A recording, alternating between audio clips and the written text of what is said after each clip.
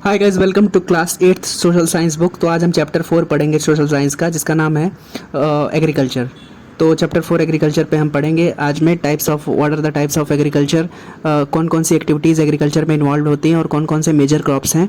साथ ही साथ और भी बहुत सारी चीज़ें हम डिस्कस करेंगे। तो सबसे पहले जानते हैं एग्रीकल्चर होता क्या है। Okay, so the word agriculture is derive from the Latin word से डिराइव्ड है ये एग्रीकल्चर वर्ड। तो इसको जब आप इसको तोड़ते हैं, संधि विच्छेद करते हैं इसका, तो एग्री प्लस कल्चर। ओके, तो एजर और agri means soil and culture means cultivation.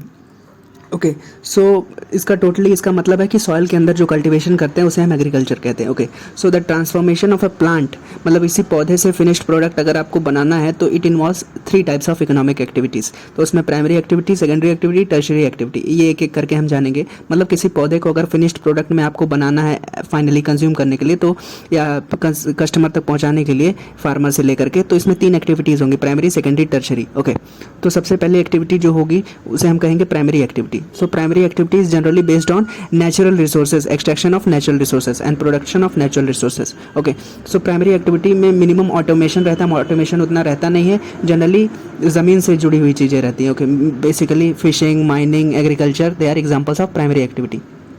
जो दूसरे स्टेज पे आएगी सेकेंडरी एक्टिविटी, जिसमें हम क्या करेंगे, प्रोसेस करेंगे। तो मतलब प्लांट से आपने प्राइमरी एक्टिविटी करके क्रॉप्स बनाया, अब फिर उसका सेकेंडरी एक्टिविटी में उसको क्या करेंगे, it involves processing of these resources. Okay, तो उसका प्रोसेस करेंगे। Okay, so manufacturing of steel, baking of bread, production of cars, ये सब सेकेंडरी एक्टिविटी के एग्जाम्पल हैं। ओके, सो प्राइमरी एक्टिविटी में आपने नेचुरल रिसोर्सेज का एक्सट्रैक्शन किया, सेकेंडरी एक्टिविटी में उसको प्रोसेस किया, और टर्शरी एक्टिविटी में आप उसको ट्रांसपोर्ट करेंगे, ट्रेड करेंगे, और ये पूरी एक्टिविटी है। ओके, तो अगर आप एक एग्जांपल लेंगे क्रॉप का, तो इसमें ये तीनों तरह की एक्टिविटीज़ इन्वॉल्व होंगी। ओके, सो टर्शरी एक्टिविटी में हम जनरली देखते हैं कि हम प्राइमरी और सेकेंडरी एक्टिविटी को सपोर्ट करता है टर्शरी सेक्टर। ओके, सो टर्शरी सेक्टर में बेसिकली सर्विसेज इन्वॉल्व रहते हैं, जैसे trade, transport, communication, teaching, insurance, banking, advertising, ये सब टर्शरी एक्टिविटीज़ का पार्ट है, जिसमें कोई प्रोडक्शन हो नहीं रहा है, बेसिकली आप सर्विस दे रहे हैं। जैसे कोई टीचर अगर पढ़ा रहा है, कोई योगा सिखा रहा है, तो एक तरीके की सर्विस दे रहा है, या फिर बैंकर अगर कोई है तो आपको सर्विस दे रहा है। ओके, तो ये टर्शरी सेक्टर का पार्ट है। ओके, या फिर डॉक्टर आपको कोई सर्विस दे रहा है पेशेंट को, तो वो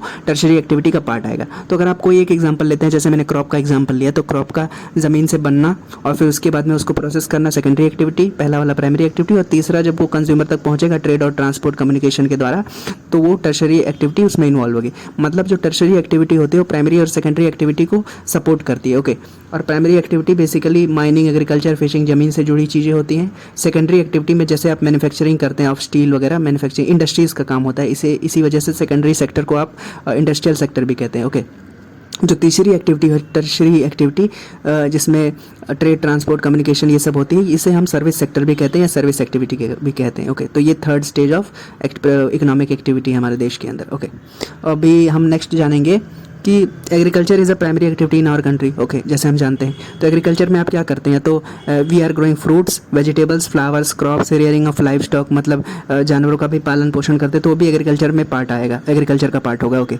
और हमारे दुनिया में जितनी पॉपुलेशन मान लेते हैं 8 बिलियन की पॉपुलेशन, 800 करोड़, तो उसमें से 50% लोग एग्रीकल्चर में इन्वॉल्व हैं। Okay, so around 50% of the world's population is involve in agriculture activity. Okay, और इंडिया में 2/3 of India's population is engaged in agriculture. Okay, so for better agriculture production, agriculture में मतलब अच्छी खेती होने के लिए क्या ज़रूरत है, प्रोडक्टिव सॉइल होनी चाहिए, फेवरेबल क्लाइमेट होना चाहिए, बेटर रेनफॉल होनी चाहिए, इरिगेशन अच्छा होना चाहिए, और सनशाइन भी होनी चाहिए। ओके, सो ये सारे फैक्टर्स अगर रहेंगे अच्छे, तो एग्रीकल्चर अच्छा प्रोडक्शन कर पाएंगे। ओके, और जैसे हम जानते हैं, raising of crops plus livestock is called as agriculture, मतलब क्रॉप्स उगाना और जानवरों का पालन पोषण करना भी एग्रीकल्चर का पार्ट होगा।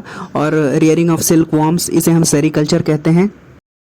Breeding of fish in tanks and ponds is called as pisciculture, cultivation of grapes is called as viticulture. Okay, and growing vegetables, flowers and fruits is called as horticulture. Okay, तो ये सभी agriculture के parts हैं, लेकिन अलग अलग हमने नाम दिया है, जैसे वेजिटेबल्स उगाना, फ्लावर्स उगाना या फ्रूट्स उगाना कमर्शियल पर्पज़ के लिए, इसे हम हॉर्टिकल्चर कहते हैं।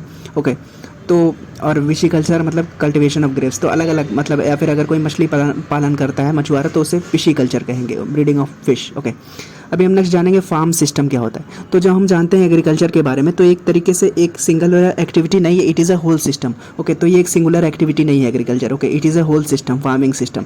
इस सिस्टम क्यों कहते हैं, क्योंकि इसमें क्या होता है, बहुत सारी चीज़ें होती है, इनपुट्स का इस्तेमाल होता है, सीड्स, फर्टिलाइजर्स, मशीनरीज का इस्तेमाल होता है, पंपिंग सेट का इस्तेमाल होता है, लेबर का इस्तेमाल होता है, फिर उसके बाद में आपको अगर खेती करनी है तो सबसे पहले प्लाउइंग करेंगे, हल जोतेंगे, जिससे कि प्रॉपर एयरेशन हो जाए सॉइल का, एयर मिल जाए सॉइल को, या फिर कोई अगर अनवांटेड अगर वीड्स वगैरह हैं तो वो भी सनलाइट में ख़त्म हो जाएं। साथ ही साथ आप सोइंग करेंगे, बुआई करेंगे, इरिगेशन करेंगे, ओके, पानी डालेंगे उसमें, और फिर वीडिंग करेंगे, कीड़े मकोड़ों को मारने के लिए पेस्टिसाइड्स डालेंगे, फिर बाद में हार्वेस्टिंग करेंगे, ओके। तो ये पूरा एक सिस्टम है, इसी वजह से हम एग्रीकल्चर को एक फार्मिंग सिस्टम भी कहते हैं। It is a whole system, okay. So the output from the system includes wool, crops, poultry and dairy products, okay. अभी हम जानेंगे types of farming. So types of farming में हम देखते हैं कि किस किस बेसिस पे हम टाइप्स ऑफ फार्मिंग को डिवाइड कर सकते हैं, okay. So depending upon the demand of the produce, geographical conditions, labour and the level of technology, farming can be divided into two types, subsistence farming and commercial farming, okay. So demand of produce के basis पे और level of technology के basis पे दो types हैं farming के। पहला है सब्सिस्टेंस फार्मिंग और दूसरा है कमर्शियल फार्मिंग, ओके। तो सब्सिस्टेंस फार्मिंग जैसे नाम से पता चल रहा है केवल अपनी ज़रूरतों को पूरा करने के लिए होता है, और इसमें कम लेवल ऑफ टेक्नोलॉजी यूज़ होती है, कम कैपिटल रिक्वायरमेंट मतलब कम इन्वेस्टमेंट लगता है, और प्रोड्यूस भी बहुत कम होता है, ओके। सो इस बेसिस पे हम डिवाइड कर रहे हैं। कमर्शियल में सब कुछ लार्ज स्केल पे होता है, लेबर भी लार्ज स्केल पे रहता है, टेक्नोलॉजी भी हाई रहती है, डिमांड ऑफ प्रोड्यूस भी हाई रहता है, प्रोडक्शन भी हाई रहता है कमर्शियल में। तो सबसे पहले हम जानेंगे टाइप्स ऑफ फार्मिंग में फर्स्ट टाइप जैसे कहते हैं सब्सिस्टेंस फार्मिंग, ओके। तो subsistence farming, this type of farming is practised basically to meet the needs of the farmers family. तो फार्मर्स की फैमिली को इस तरह के नीड का जितना है उतना इसमें प्रोडक्शन होता है सब्सिस्टेंस में, ओके। तो जब अपनी फैमिली के लिए ही उगाएंगे तो क्या होगा, गरीब रहेंगे वो लोग, okay. So they use low level of technology is used and household labour are used in this subsistence farming, okay. अभी सब्सिस्टेंस फार्मिंग जिसे हम जानते हैं कि जिसमें कम टेक्नोलॉजी लगती है और कम प्रोड्यूस होता है, कम लेबर रिक्वायरमेंट होती है, इसके भी दो टाइप्स हैं। पहला सब्सिस्टेंस फार्मिंग के दो टाइप्स हैं, पहला इंटेंसिव सब्सिस्टेंस फार्मिंग और दूसरा प्रिमिटिव सब्सिस्टेंस फार्मिंग, ओके। तो सबसे पहले जानते हैं what is intensive subsistence farming, okay. So intensive subsistence farming में क्या होता है, the farmer cultivates a small plot of land with simple tools and more labour, okay. So climate with large number of days end of sunshine and fertile soil permit the growth of more than one crop annually on the same plot. मतलब क्या कि subsistence farming में ये तो होता है कि आप कम प्रोड्यूस होता है, फार्मर की फैमिली काम करती है, लेकिन इंटेंसिव में क्या होता है कि अगर क्लाइमेट इजाज़त दे और अच्छा बारिश हो, अच्छा सनशाइन हो, तो एक साल में एक से ज़्यादा भी क्रॉप्स उगाए जा सकते हैं, ओके। तो इंटेंसिव सब्सिस्टेंस फार्मिंग, हमारे देश में ज़्यादातर लोग इंटेंसिव सब्सिस्टेंस फार्मिंग करते हैं क्योंकि उनके पास 2 एकड़ से कम की ज़मीन है, okay. So intensive subsistence farming में जब हम देखते हैं तो rice is the main crop, it includes wheat, maize, pulses and oil seeds, okay. तो ज़्यादातर इंडिया में यही होता है intensive subsistence farming, and it is basically prevalent in thickly populated areas of monsoon regions of South Asia, जिसका part India भी है, okay. So thickly populated areas जो है हमारे देश में जैसे इंडो गैंगेटिक प्लेन्स हैं और मानसून रीजन्स हैं उस ऑफ साउथ एशिया, वहाँ पे ये होता है, ओके। तो इंडिया का भी मानसून टाइप ऑफ क्लाइमेट है, ओके। अभी next type of subsistence farming है प्रिमिटिव सब्सिस्टेंस फार्मिंग। तो प्रिमिटिव जैसे नाम से पता चला है कि पुराने ज़माने की चीज़ें होंगी, तो प्रिमिटिव सब्सिस्टेंस फार्मिंग में भी अपनी ज़रूरत के लिए प्रोड्यूस होता है, लेकिन ये और पिछड़ा है, ओके। प्रिमिटिव इज़ और पिछड़ा। तो प्रिमिटिव सब्सिस्टेंस फार्मिंग में it involves 2 types, okay. Shifting cultivation भी होती है, नोमैडिक हर्डिंग भी होती है। तो शिफ्टिंग कल्टिवेशन जिसे हम कहते हैं, जिसे हम स्लैश एंड बर्न एग्रीकल्चर भी कहते हैं, तो शिफ्टिंग कल्टीवेशन में क्या होता है कि थिकली फॉरेस्टेड एरियाज जो अमेजोन वगैरह का है वहाँ, या फिर इंडिया के जो नॉर्थ ईस्ट पार्ट है वहाँ पे ये प्रैक्टिस होता है, ओके। सो प्रिमिटिव सब्सिस्टेंस फार्मिंग इसमें शिफ्टिंग कल्टीवेशन में क्या होता है कि स्मॉल प्लॉट ऑफ लैंड रहेगा, उसमें जो पेड़ रहेंगे पहले उसको जला दिया जाएगा, okay. So the land is cleared by felling the trees and burning them. तो जब उसके जो जले हुए रहेंगे एशेज, उसके जो राख रहेगी, तो ashes are mixed with the soil and the crops like maize, yam, potatoes, cassava are grown, okay. तो ये जो ऐश है उसको सॉइल को प्रोडक्टिविटी प्रदान करेगी, उस जिससे क्रॉप्स ग्रो होंगे, ओके। तो shifting cultivation is called slash and burn agriculture, मतलब वहाँ पे पेड़ों को काट करके जला दिया, फिर वहाँ पे कल्टीवेशन किया। शिफ्टिंग कल्टीवेशन में यही होता है। फिर उसके बाद में उस 1-2 साल उस पर किया, फिर जब क्रॉप सॉइल की प्रोडक्टिविटी खत्म हो गई, फिर उस लैंड को छोड़ दिया कई सालों तक, फिर दूसरी ज़मीन पे चले गए, फिर वहाँ पे भी सेम काम किया, पेड़ों को काटा, उसको जलाया, फिर वहाँ पे प्रोडक्शन किया। तो ये शिफ्टिंग कल्टीवेशन घूम घूम के होती है, ओके। एक तरीके से घूम घूम के ये कल्टीवेशन की जाती है, अलग अलग जगहों पे छोड़ दिया जाता है लैंड को कि अपना रिप्लेनिश हो लैंड, अपने न्यूट्रिएंट्स वापस गेन करे एनवायरनमेंट से, ओके। नेक्स्ट टाइप है नोमैडिक हर्डिंग, इसमें प्रिमिटिव सब्सिस्टेंस एग्रीकल्चर में, जिसमें सेमी एरिड एरियाज़ में ये होता है। सो नोमैडिक हर्डिंग जो है it is practised in semi arid and arid areas of Sahara, central Asia, Rajasthan and Jammu. तो नोमैडिक हर्डिंग में क्या होता है कि in this type of farming herdsman जो रहते हैं, जो चरवाहे होते हैं, they move from one place to another with the animals, तो ताकि एनिमल्स को फॉडर मिलता रहे, घास भूसा खाने के लिए मिलता रहे, पानी मिलता रहे पीने के लिए। उससे फिर क्या होगा, animals they will like sheep और camel, they will provide milk, they will provide meat, they will provide wool, they will provide hides. Okay, so ये सब नोमैडिक हर्डिंग में होता है। ओके, सो ये दो टाइप्स थे सब्सिस्टेंस फार्मिंग के। पहला था इंटेंसिव सब्सिस्टेंस फार्मिंग जो ज़्यादातर इंडिया में इस्तेमाल होता है, और दूसरा था प्रिमिटिव सब्सिस्टेंस फार्मिंग जिसमें शिफ्टिंग कल्टीवेशन होती है या फिर नोमैडिक हर्डिंग होती है। सो टाइप्स ऑफ फार्मिंग में दूसरा टाइप है, पहला था सब्सिस्टेंस, दूसरा है कमर्शियल फार्मिंग। तो कमर्शियल जैसे नाम से समझ में आ रहा है, कमर्शियल लेवल पे होगा, ज़्यादा लेबर रिक्वायर्ड होगा, ज़्यादा लेवल ऑफ टेक्नोलॉजी का इस्तेमाल होगा, और जो प्रोडक्शन होगा वो भी हाई होगा। ओके, और जो इन्वेस्टमेंट रहेगा वो भी हाई रहेगा। ओके, सो कमर्शियल फार्मिंग इसमें क्या होता है कि in this crops are grown for sale in the market, और this area cultivated and the amount of investment is large, जैसे कि मैंने बताया। Okay, so most of the work is done by machines. इसमें मशीन्स का इस्तेमाल होता है क्योंकि ह्यूमन लेबर आप कितना ही इस्तेमाल कर लोगे, क्योंकि बड़े बड़े हज़ारों हेक्टेयर्स ऑफ लैंड अगर है तो। Okay, so wheat, maize, cotton are common commercially grown crops. Rubber वगैरह भी इस्तेमाल होते हैं जो कि कमर्शियल ग्रोन क्रॉप्स हैं। Okay, so it is mostly done in temperate regions, थोड़े ठंडे एरियाज में, विच आर स्पार्सली पॉपुलेटेड, बहुत कम पॉपुलेशन होती है, where farms are spread over hundreds of hectares. Okay, so severe winters restrict the cultivation of only single crop in the year. मतलब commercial farming basically temperate regions में होती है, ठंडे areas में जहाँ पॉपुलेशन कम है और खाली ज़मीनें बहुत ज़्यादा हैं, फार्म्स बहुत ज़्यादा हैं, बड़े बड़े फार्म्स हैं, और वहाँ पे एक्सट्रीम विंटर होती है। इस वजह से साल में केवल एक ही क्रॉप ग्रो होती है, लेकिन इतना प्रोडक्शन उससे हो जाता है कि बहुत प्रॉफिट होता है, एक ही क्रॉप बहुत काफ़ी होता है क्योंकि प्रॉफिट ज़्यादा रहता है। Okay, so plantation is a type of commercial farming जिसमें single crop like tea, coffee, rubber, sugarcane, cashew, काजू जिसे कहते हैं, रबर, बनाना या फिर cotton are grown. Okay, high बड़े बड़े लैंड्स में, और जो प्रोडक्शन होता है इन सब कमर्शियल फार्मिंग से या प्लांटेशन से, बड़े बड़े प्लांटेशन फार्म से, so that may be harvested और like processed on a farm itself और in nearby factories. Okay, so पास में ही उसको प्रोसेस किया जाता है और इन नियर बाय। सो जो प्लांटेशन फार्म से जो प्रोडक्शन होगी उसे हम nearby farm like factories में प्रोसेस करेंगे, क्योंकि उससे अगर नियर बाय फैक्ट्रीज़ में अगर आप प्रोसेस करेंगे तो प्रॉफिटेबल रहेगा ना, क्योंकि अगर दूर ट्रांसपोर्टेशन रहेगा, दूर मतलब फार्म से दूर अगर फैक्ट्रीज जाएंगी प्रोसेस करने के लिए तो उसका भी कॉस्ट बढ़ जाएगा और फाइनल कॉस्ट में जो ऐड होगा। ओके, सो इस वजह से प्लांटेशन फार्म्स से जो प्रोड्यूस होता है उसको नियर बाय फैक्ट्रीज़ में ही प्रोसेस किया जाता है।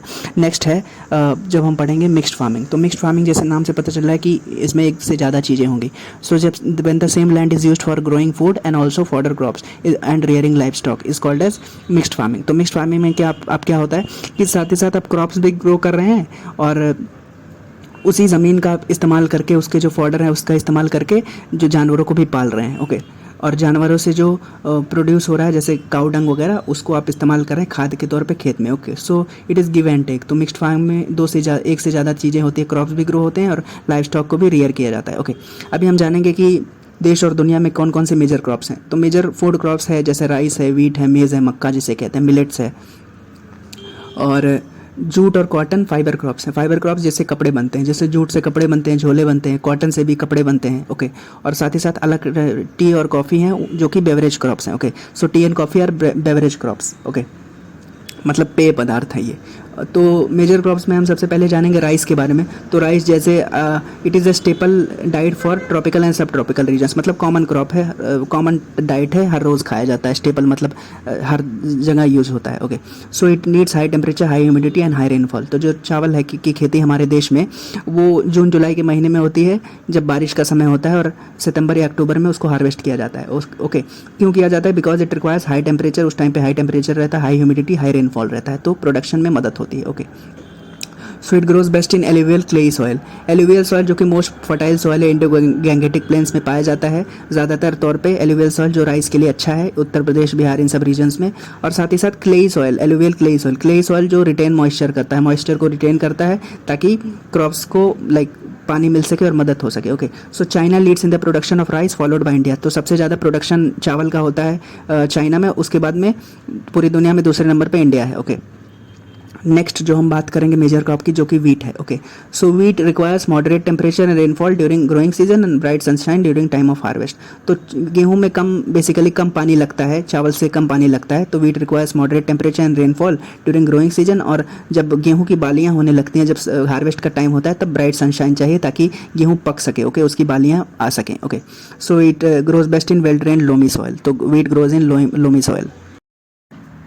सो wheat grows in well drained loamy soil और it is grown in winter. तो हमारे देश में या फिर कहीं पे भी wheat is a rabi crop. Okay, rice is a kharif crop, wheat is a rabi crop. Okay, so it is grown in winter. Wheat is grown extensively in countries like USA, Canada, मतलब हाई लेवल पे यहाँ पे production होता है। India, Argentina, Australia.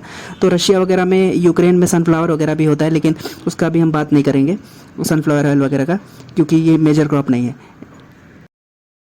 Next बात करेंगे जो major crop की, हम मिलेट्स के बारे में बात करेंगे। तो millets basically they are hardy crop. Okay, hardy crop है, हार्ड रहते हैं, they are coarse grains and they can be grown in less fertile soil also and sandy soil. Okay, so जो मिलेट्स होते हैं, मिलेट के crops जो होते हैं, दे रिक्वायर लो रेनफॉल, और ऐसी एरियाज़ में भी ग्रो हो सकते हैं जहाँ पे सॉइल की फर्टिलिटी कम हो। Okay, and they require moderate to high temperature. तो मॉडरेट टू हाई टेम्परेचर चाहिए होता है, लो रेनफॉल चाहिए होता है। लो रेनफॉल एरियाज़ में भी ग्रो हो जाएंगे, साथ ही साथ कम फर्टाइल एरियाज़ में भी ग्रो हो जाएंगे। तो जैसे जवार, बाजरा, रागी, ये सब मिलेट्स के क्रॉप्स हैं। Okay, so they are grown in Niger, China, Nigeria. हमारे देश में भी प्रोड्यूस होते हैं, साउथ वगैरह में या फिर राजस्थान वगैरह में, ये मिलेट्स के क्रॉप्स। तो ये अच्छे क्रॉप्स होते हैं, इसलिए अच्छे होते हैं क्योंकि इनकी जो न्यूट्रिशनल वैल्यू रहती है हाई रहती है, और इसमें वाटर रिक्वायरमेंट भी कम रहता है। ओके, अभी हम नेक्स्ट पढ़ेंगे मेज़ के बारे में। ओके, सो मेज़ जिसे हम मक्का कहते हैं। सो मेज़ basically it requires moderate temperature and rainfall and lots of sunshine. तो जो मक्का है उसको मॉडरेट टेम्परेचर चाहिए और रेनफॉल मॉडरेट चाहिए और लॉट्स ऑफ सनशाइन चाहिए। Okay,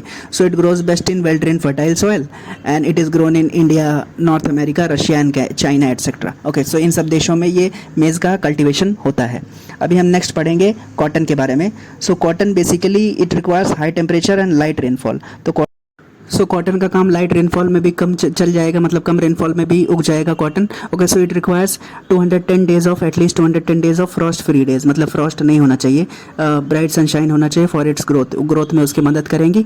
and it grows best in black and alluvial soil. तो ब्लैक सॉइल में सबसे अच्छा होता है क्योंकि black soil retains moisture. And China, USA and India are leading producers of cotton in the world.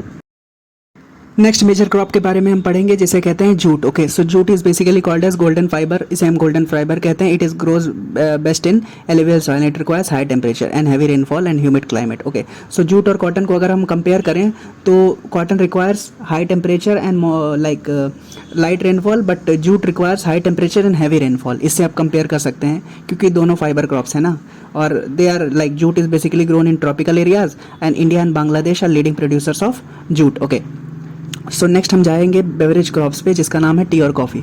तो जो कॉफ़ी है, coffee requires warm and wet climate and well drained loamy soil. तो वेल ड्रेन्ड लोमी सॉइल चाहिए इसको, और warm and wet climate चाहिए coffee को grow करने के लिए। हिली एरियाज़ में बेसिकली आप जैसे देखते हैं नॉर्थ ईस्ट में दार्जिलिंग वगैरह में कॉफ़ी ग्रो होती है, या फिर तमिलनाडु में भी हिली एरियाज़ में, नीलगिरी फॉरेस्ट वगैरह में, तो ये सब ग्रो होती है। Okay, so hill slopes are suitable for the growth of this crops. और ब्राज़ील पूरे दुनिया में लीडिंग प्रोड्यूसर है कॉफ़ी का, followed by Colombia in India. दूसरे नंबर पे कोलंबिया, तीसरे नंबर पे इंडिया है कॉफ़ी प्रोडक्शन में पूरी दुनिया में। अभी हम जानेंगे दूसरे बेवरेज क्रॉप्स पे जो कि टी है। Okay, so T is basically grown on plantations. तो जो टी और कॉफ़ी है बड़े बड़े प्लांटेशन फार्म्स में ग्रो किए जाते हैं। Okay, so tea requires basically cool climate and well distributed high rainfall throughout the year for the growth of tender leaves. Okay, so जैसे हमने जाना कि coffee requires warm and wet climate, but tea requires cool and like high rainfall climate. Okay, so दोनों में जो है high rainfall common है tea और कॉफ़ी में, लेकिन जो कॉफ़ी है it requires warm climate, but tea requires cool climate. तो ये आप कंपेयर करके देख सकते हैं कि टी कूल क्लाइमेट में ग्रो होगा। ओके, सो दोनों हिल एरियाज में ग्रो होते हैं। So it also grows on well drained loamy soil and coffee also grows on well drained loamy soil with gentle slopes. Okay, next we will study about agriculture development. तो इतने सारी चीज़ें हमने agriculture के बारे में पढ़ी, मेजर क्रॉप्स के बारे में पढ़ा। आप जानते हैं कि एग्रीकल्चर डेवलपमेंट कैसे कर सकते हो आप अपने देश में या दुनिया में। ओके, सो एग्रीकल्चर डेवलपमेंट में क्या क्या होता है? It involves efforts to increase farm production को हम बढ़ाने की कोशिश करते हैं। Okay, in order to meet the demand of growing population दिन ब दिन बढ़ती जा रही है, उसका मुकाबला करने के लिए हमें एफर्ट्स करने होंगे ताकि फार्म की प्रोडक्टिविटी बढ़ सके, फार्मर की इनकम बढ़ सके। Okay, so it can be done by increasing the crop area, मतलब एग्रीकल्चर डेवलपमेंट करने का एक तरीका है कि आप क्रॉप्ड एरिया है उसको बढ़ा दें और ज़्यादा ज़मीनें लें जहाँ पे क्रॉप्स उगाए जा सके, या फिर high yielding variety of seeds का भी आप इस्तेमाल कर सकते हैं जिससे प्रोडक्शन में मदद हो और ज़्यादा प्रोडक्शन हो, हैवी प्रोडक्शन हो। साथ ही साथ आप फर्टिलाइजर्स का इस्तेमाल कर सकते हैं जिससे और ज़्यादा प्रोडक्शन हो, जैसे ग्रीन रेवोल्यूशन में किया गया था हमारे देश में कि ज़्यादा से ज़्यादा फर्टिलाइजर्स इस्तेमाल करो ताकि, और high yielding variety of seeds use करो ताकि ज़्यादा एग्रीकल्चर प्रोडक्शन हो सके और हमारी फूड सिक्योरिटी मेंटेन हो सके, हमारा देश सेल्फ सफिशिएंट रहे फूड सिक्योरिटी में, फूड एक्सेसिबिलिटी में, फूड अफोर्डेबिलिटी में एंड फूड अवेलेबिलिटी में। ओके, तो हमें किसी पे डिपेंडेंट होने की ज़रूरत ना पड़े। साथ ही साथ मैकेनाइजेशन ऑफ एग्रीकल्चर भी कर सकते हैं जिससे फूड सिक्योरिटी इंश्योर होगी, मतलब मशीन्स का इस्तेमाल आप कर सकते हैं, थ्रेशर्स, हार्वेस्टर्स, कंबाइंस वगैरह का इस्तेमाल कर सकते हैं। ओके, सो इन सब एग्रीकल्चर डेवलपमेंट करने से हमारे देश में और दुनिया में फूड सिक्योरिटी आएगी जहाँ सब लोगों के पास सेफ और न्यूट्रिशियस फूड एक्सेस करने का माध्यम रहेगा। Okay, so food security exist when all people at all times have access to safe and nutritious food, जैसे कि मैंने कहा, in order to meet their dietary requirements, मतलब बैलेंस डाइट लेने के लिए फूड सिक्योरिटी की ज़रूरत है। Okay, so the food should also be affordable for the people. ऐसा नहीं है कि ज़रूरत मतलब न्यूट्रिशियस फूड भी रहे, अवेलेबल भी रहे, लेकिन आपके पास पैसे ही ना रहे उसको खरीदने के लिए, तो अफोर्डेबिलिटी भी ज़रूरी है। ओके, तो ये तभी भी हो पाएगा जब हमारे देश में हैवी प्रोडक्शन होगा इन सब फूड प्रोडक्ट्स का। Okay, so these were the few things in this chapter. Thank you so much for watching.